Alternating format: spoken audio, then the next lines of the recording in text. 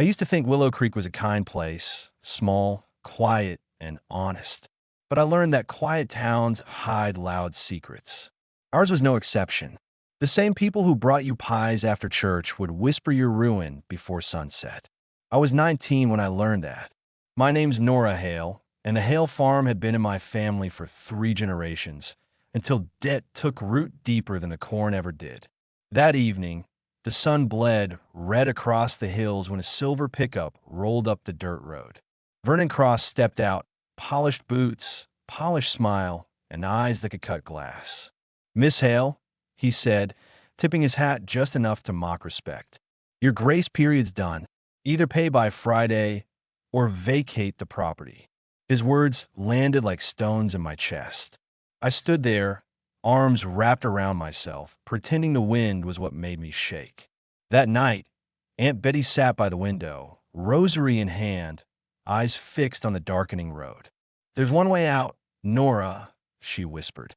"Ben Walker. He's decent quiet. He'll marry you. The banker won't touch the farm if there's a man's name on the deed." I barely knew Ben, a lumberyard worker who lived alone by the woods. Poor, honest, the kind of man the town forgot.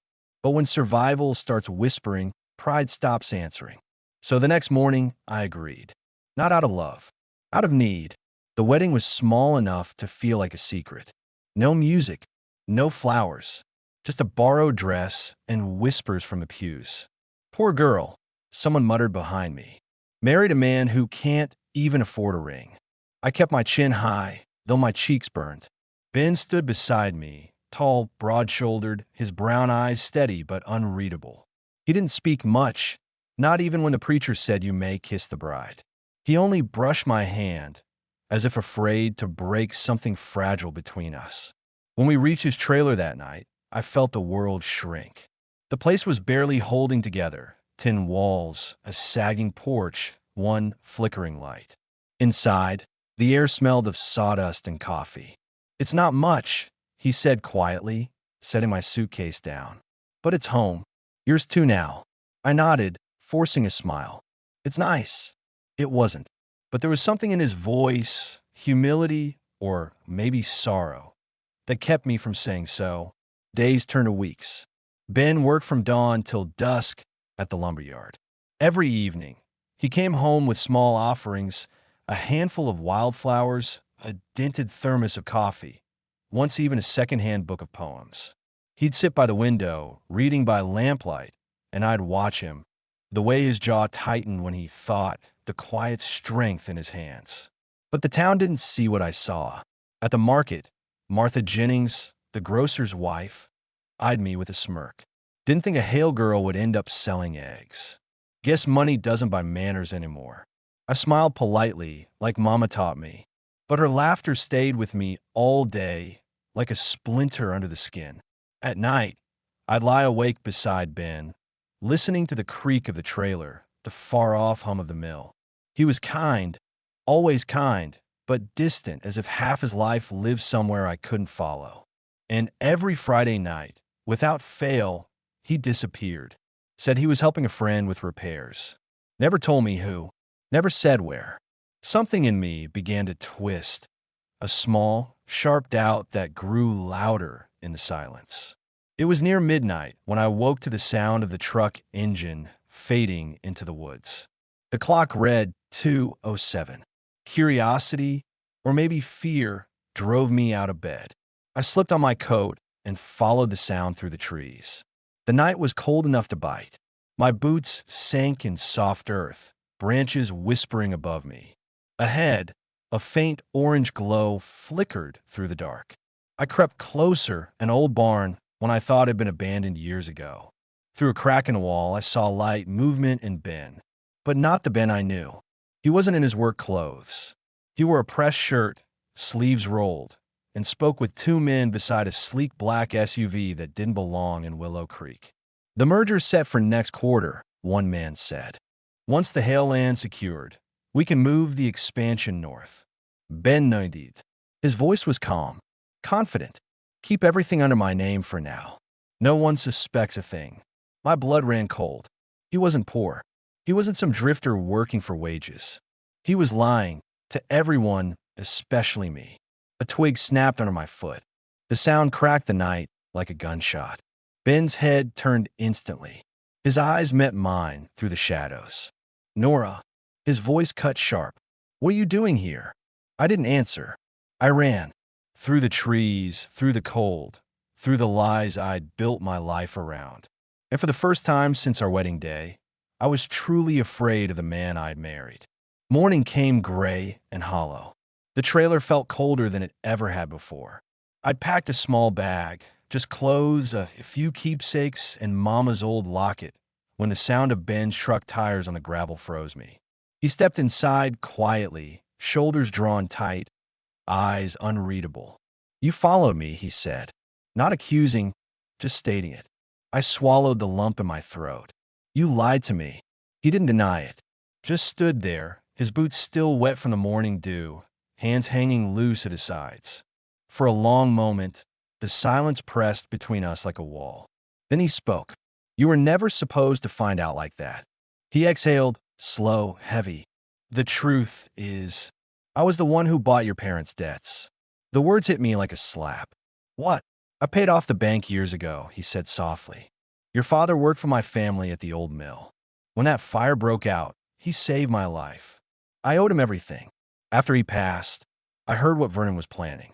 I couldn't let him take the farm, not after what your father did for me. My heart twisted. So you married me out of pity? He shook his head hard. No, out of debt, out of respect.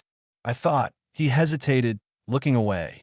I thought if I married you, I could keep you safe without you knowing the truth. You'd have a home, a name, protection. My voice cracked. Protection built on lies. He didn't argue, just took a slow breath and said, You're right. I turned away, blinking back tears. And what about the men in the barn? The company? The land? He hesitated before answering. That's mine. All of it. Walker Timber Holdings. I built it after my father died. The merger you heard about, it's real. But it's not about greed, Nora. I've been buying back old mills and forest lands to restore them, not destroy them. The Hale property was supposed to be part of that. I looked at him, trying to see the man I thought I knew. The quiet, kind worker who came home with wildflowers and secondhand books. But now I saw the truth. The calluses on his hands weren't just from lumber work. They were from a man who'd built empires in secret. Why hide it? I whispered. He stepped closer, his voice low, steady. Because in this town, people only see money. They see what they can take from you, not who you are. I wanted to be seen as a man, not a wallet. I wanted to hate him. I tried. But the ache in his eyes told me this wasn't pride or manipulation. It was loneliness. He reached out, his hand trembling slightly. I never lied about how I felt for you, Nora. Maybe it didn't start as love, but it became that. You just never gave me a chance to say it. My throat tightened. The hurt, the confusion, the fragile truth, it all tangled inside me. For a long time, neither of us spoke. Only the wind outside, rustling through the pines, filled the space where trust had once lived. By evening, word had already spread. In Willow Creek, secrets didn't stay buried. They just waited for the right pair of gossiping lips. I watched from the porch as black SUVs rolled down the dirt road, followed by news vans and curious neighbors. The same folks who'd pitted me now lingered by the fence line, whispering like bees around honey. Ben stepped out of the house wearing the same flannel shirt he'd worn the day I met him. No suit, no pretense, just himself. He stood before them all, Vernon Cross, Martha Jennings, the men from the lumberyard, and said calm and clear, You all thought money made a person worth something. But the only wealth that matters is loyalty. And this woman stood by me when she thought I had nothing. A hush fell over the crowd.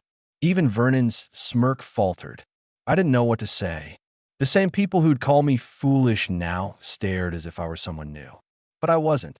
I was still the same girl who'd sold eggs at the market, who'd washed dishes in cold water, who'd married a man out of desperation, only to find dignity where she least expected it. Aunt Betty cried quietly beside me, clutching her shawl. He's a good man, Nora.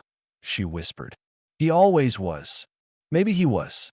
Maybe I just needed to learn what goodness looked like when it wasn't wrapped in comfort. That night, after the cameras left and the neighbors' curiosity faded into the hills, Ben and I sat on the porch together. The air smelled of pine and wet earth. I'm done hiding, he said. The company can run without me for a while. I want to rebuild the farmhouse, your parents' house. Make it whole again. We spent the next weeks doing just that. Repainting, repairing, planting. The door, we painted faded blue, just like Mama's had been. One morning, as sunlight spilled over the hills, Ben turned to me with sawdust still on his hands. I've built enough empires, he said, smiling faintly. It's time to build a home. I didn't answer, just leaned my head on his shoulder and watched the light stretch across the fields that were ours again. Maybe life in Willow Creek would never be simple. Maybe people would still talk. But I'd learned something stronger than pride or fear. Kindness may be quiet, and truth may take its time, but when both finally rise, they outshine every lie ever told. And for the first time in years, I wasn't surviving anymore. I was living.